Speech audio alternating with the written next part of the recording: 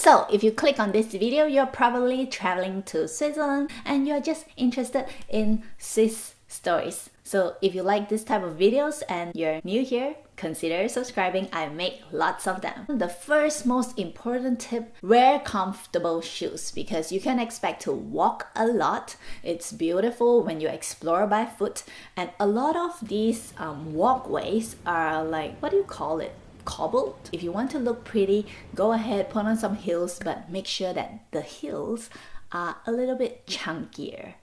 When I first came to Switzerland, I'm like, oh, why everybody wears this kind of chunky heels? Because to me, chunky heels are not very pretty looking, but it's practical. Next is tipping. Usually, if it's included in the receipt, you don't really need to tip, or if it's like 4.80, you can round it up to 5. But from what I heard, you don't really need to tip. It's not such a bad thing because I guess the Swiss earn quite a good minimum wage and they don't live on tipping like the Americans do. And when it comes to trains, there are always 2 sections, first class and second class. To be honest, it's the same, just that first class seats are slightly bigger, but go for the second class. And when you get on the train, you have to look at this board they will tell you there's A, B, C, D. So they'll tell you which class is in which section of the train. So when the train arrives, you have to look at the door. It says 1 or 2. So 2 will be second class.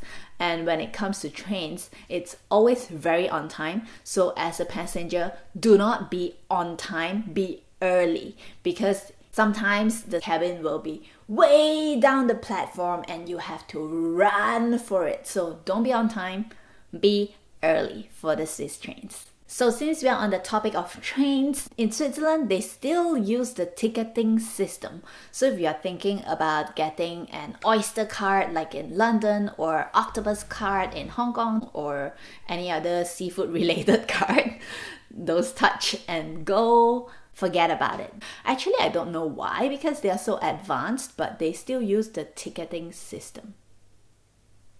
But it makes train rides very beautiful in a way, because they don't have these those machine all over the place, which can be quite ugly, I guess. Maybe if you're Swiss, you can enlighten me in the comments below. The Swiss do not use euro. They use their own currency, which is the Swiss francs. Although most grocery stores and train station machine, they do accept euros. But to make your life easier, when you come here, it's either credit card or make sure you get enough Swiss francs so that it's accepted everywhere.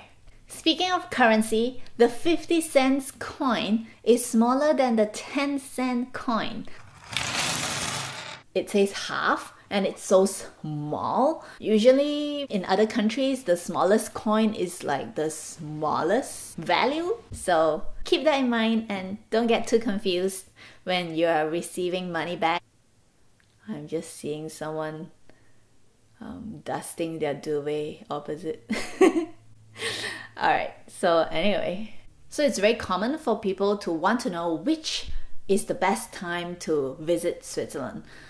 Actually, it really depends on what you want to do. If you want to go skiing, of course, it is when it is snowing. And if you want some summer activities, going to the lake, then June is a great time. But a very busy time you want to avoid is probably July. And when it comes to the weather, April can be quite moody. So in German, they even have a saying or a poetry for it. Let me find it and read to you. My teacher sent it to us the other day. April, April, April. April, April, April. Der weiß nicht, was will. It knows not what it wants. Mal Regen, sometimes raining. Und mal Sonnenschein, and sometimes sunny. Dann schneit es wieder. Then it snows again. Zwischendrin.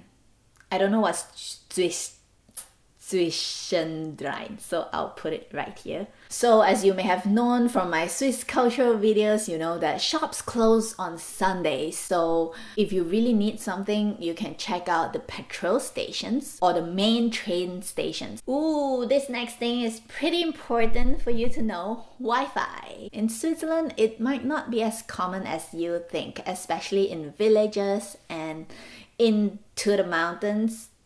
It's not common that a restaurant has Wi-Fi for you. So keep that in mind. I know some of us work with Wi-Fi a lot, or you are just stuck to your phone because millennials, I don't know. So keep that in mind. Wi-Fi not readily available as you might think. When it comes to Switzerland, of course, chocolates. There are very branded chocolates like Sprungli and Laderach, but you can get very decent quality chocolates from the supermarkets like Migros, Coop. I recommend Coop's brand Natura Plant, the organic fair trade one, which I eat all the time. I'll insert a clip here because I have plenty in my storage. Oh, I only eat dark chocolate, so for the rest you have to discover yourself. If you're coming in summer and you are very afraid of the heat, most buildings have no air conditioning. Air conditioner does not really exist here. So much so that my brother-in-law, when he came to our wedding in Kuala Lumpur, he was asking how to turn on the air conditioner in the hotel room. So don't expect air conditioning in Switzerland. Oh, by the way, if you see die post,